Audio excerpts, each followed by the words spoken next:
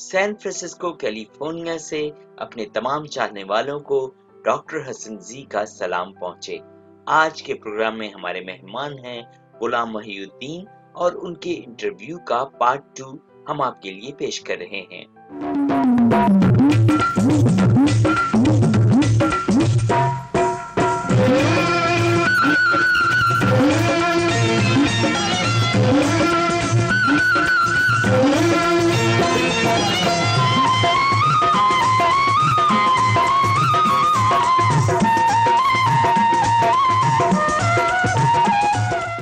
गुलाम मोहिउद्दीन साहब, आप तबीयत के इतने नर्म मिजाज और शरीफाना, तो ये फिल्मों के अंदर डांस और धमाके और ये सारे उछल कूद ये कैसे आप कर लेते थे? आपकी दो डिफरेंट जो है वो पर्सनालिटीज, एक जो है वो आप मतलब इतने नर्म मिजाज हैं और दूसरी तरफ आपको इतने बड़े बड़े जो है वो एक्शन काम करने पड़ जाते हैं, तो ये कैसे आप संभालते हैं?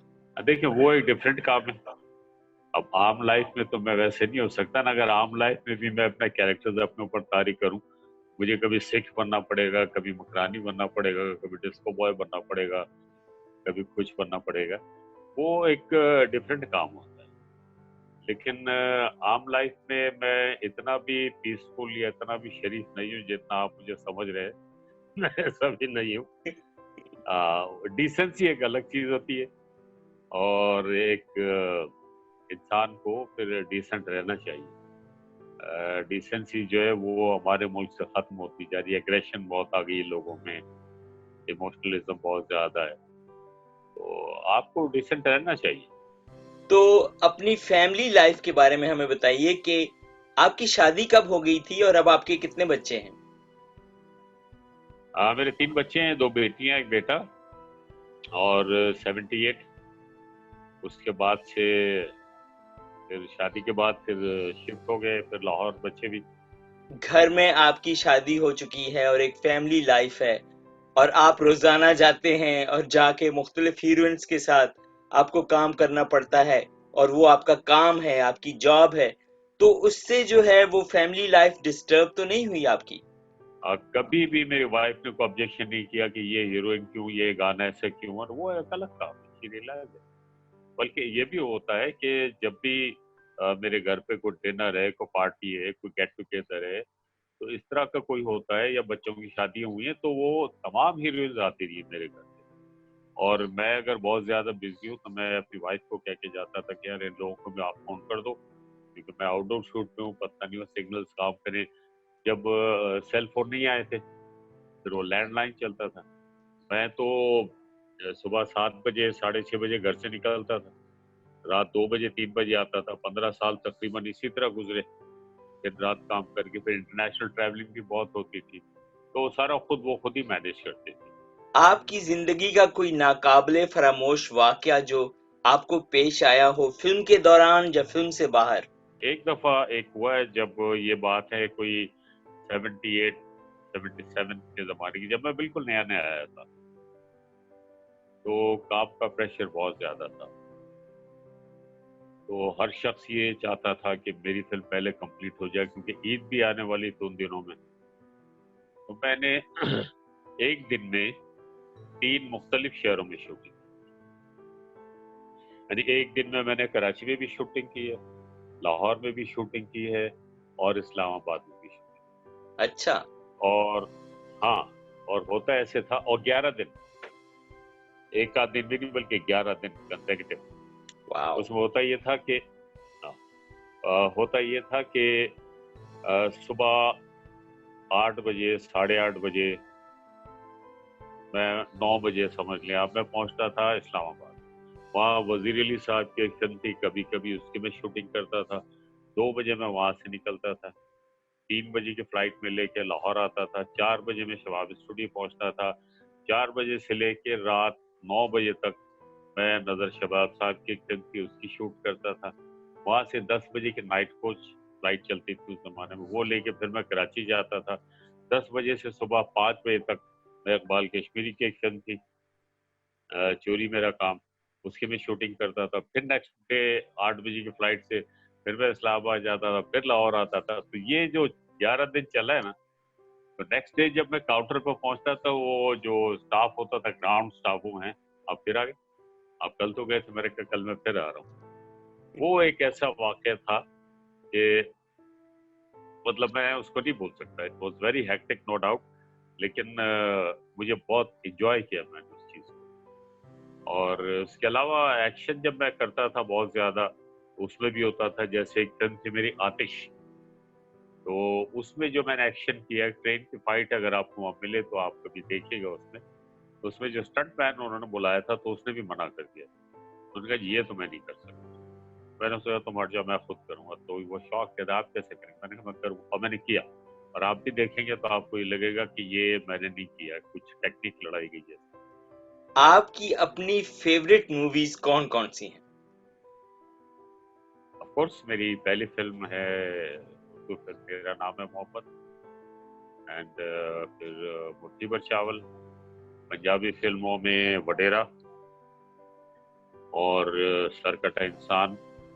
फिल्म एक ऐसा मीडियम है जिसे सारी दुनिया में लोग पसंद करते हैं, और फिल्म कहा जाता है कि फिल्म की कोई जबान नहीं है। आप कहीं जा रहे हों और एक आम सा आदमी आपको मिला हो और उसने कोई ऐसी बात कह दी हो आपको कि वो आपके दिल को लगी हो, ऐसा कोई वाकया आपको याद है? हाँ, इस तरह के भी होते हैं लोग, हर किस्म के लोग मिलते हैं। तो मेरा तो यही होता है कि जैसे सवाल वैसे जवाब, तो जो जैसे सवाल करता है मैं उसके हिसाब से जवाब देता हूँ। बहुत सारे लोग मुझे कहते हैं कि जी हम आपसे एक बात पूछें, बुरा तो नहीं मानेंगे। पहले मैं मुरवतन कह दिया करने, नहीं नहीं आप पूछे पूछे, तो वो बड़ी अजीब सी बात होती थी, बुरा भी लगता था। लेकिन अब मैंने कहा कि नहीं, तो टेक इट फॉर ग्रांटेड ना ले इसको। फिर मैं कहता था आपका सवाल अगर ऐसा हुआ बुरा मानने का तो मैं जरूर बुरा मानूंगा, और फिर मैं आपको उसका जवाब भी दूंगा। आई थिंक ये एक किस्म की टीचिंग है कि लोगों को क्या है कि नहीं यार, डिसेंट तरीके से आप बात करें, जो डिसेंट तरीके से आप सवाल करेंगे। कई ऐसे लोग हैं जो मुझे फ्लाइट पे मिल गए या कहीं और रेस्टोरेंट में मिल गए, और उनसे एक दो दफा मुलाकात हुई, फिर ऐसी दोस्ती हुई कि वो दोस्ती आज तक चल रही। हम जब फिल्म देखते हैं तो हमारे सामने सिर्फ जो है वो अदाकार और कहानी आती है, लेकिन बहुत सारे लोगों को ये नहीं मालूम कि कितने टेक्नीशियंस जो हैं वो इम्पोर्टेंट हैं एक फिल्म को बनाने में।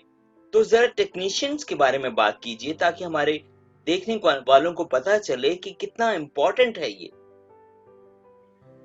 देखिए, टेक्नीशियंस तो बहुत इम्पोर्टेंट है, सबसे ज्यादा इम्पोर्टेंट जो है वो टेक्नीशियन है, जिनमें प्रोड्यूसर्स हैं, डायरेक्टर्स हैं, राइटर्स हैं, कैमरामैन हैं, साउंड रिकॉर्डर्स हैं, एडिटर हैं, कोरियोग्राफर हैं, फाइट इंस्ट्रक्टर्स हैं, स्टंटमैन हैं, एडिटर्स हैं, असिस्टेंट्स हैं। एक अच्छा असिस्टेंट वो पूरी टीम को संभालता है, एक अच्छा डायरेक्टर पूरी टीम को संभालता है। डायरेक्टर तो कहते हैं कैप्टन ऑफ शिप, लेकिन जो असिस्टेंट होता है उसका भी बहुत इंपॉर्टेंट रोल होता है, टेक्नीशियंस का बहुत इंपॉर्टेंट।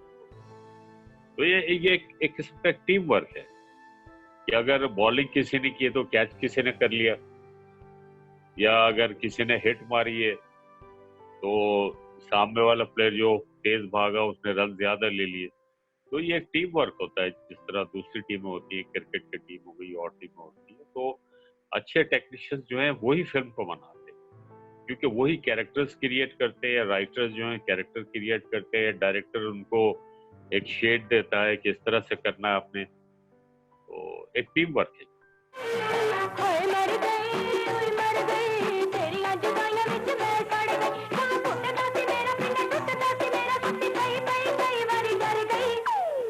मर गए हाँ मर गए तेरे अब छोड़े अच्छी सड़ गए।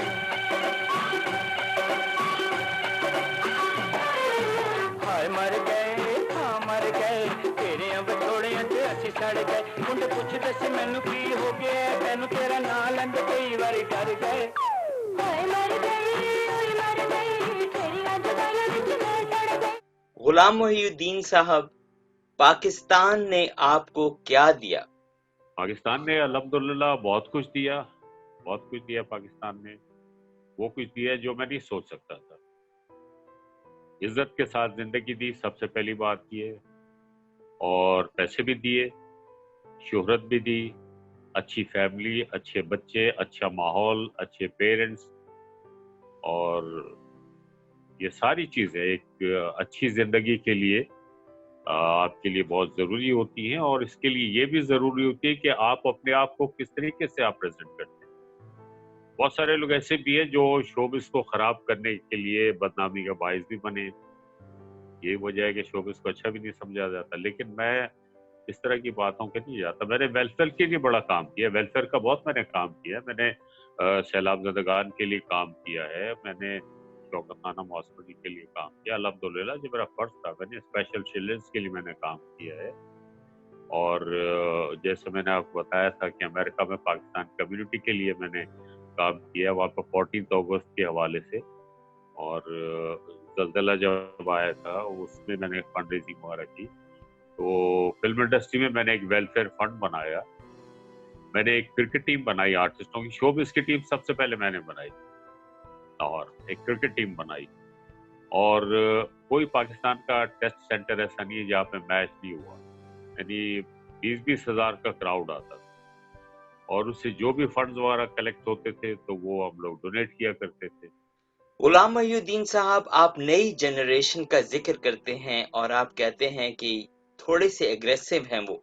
आप इस नई जनरेशन को क्या पैगाम देना चाहेंगे? सब कॉन्टिनेंट के एक बहुत बड़े एक्टर दिलीप कुमार साहब, उनकी पहली फिल्म नाकाम हो गई, डेफिनेटली आपको ही पता होगा।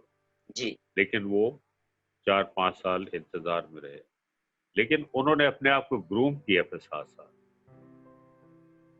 अपनी एजुकेशन के साथ साथ उन्होंने एक्टिंग प्रोफेशन को ऑब्जर्व किया, जो खुद वो कहते, सीखा उन्होंने, फिल्में देखी, बोलना, तलफ़्फ़ुज़, लहजा, आवाज़ का उतार चढ़ाव, अपनी ग्रूमिंग की उन्होंने। उसके बाद जब वो आए फिर मैडम नूरजहां के साथ, शौकत हसन रिज़वी साहब की फिल्म थी जुगनू गालिबन, तो उसमें फिर वो हिट हुए। आज वो दिलीप साहब हैं।